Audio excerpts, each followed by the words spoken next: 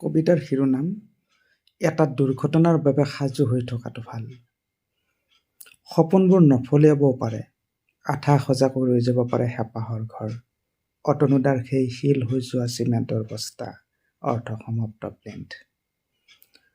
ফলিয়াবওতো পাৰে, তাৰ নামেইতো জীৱন, দিন ৰাতিৰ দুমোজাত বাঢ়ি অহা এজোপা ফুল। নোপোৱাৰ বেদনাত আমি হাহাকাৰ কৰিব পাৰোঁ। জীৱনৰ কথা পাহৰি আমি নিজক দোলাই দিব পাৰোঁ এন্ধাৰৰ বুকুত। কাইলৈ কি হ'ব পাৰে আমি নাজানো, পাৰ হৈ যোৱা দিনটো কিন্তু সদায় সত্য। দুখৰ বৰষুণে যাতে সহায় নিব নোৱাৰে জীৱন, তাৰ বাবেই যিকোনো মুহূৰ্তত আহিব পৰা এটা দুৰ্ঘটনাৰ বাবে আমি সাজু হৈ থকাটো ভাল। 2005 চনত দৈনিক অগ্ৰদূতত প্ৰকাশিত। ধন্যবাদ।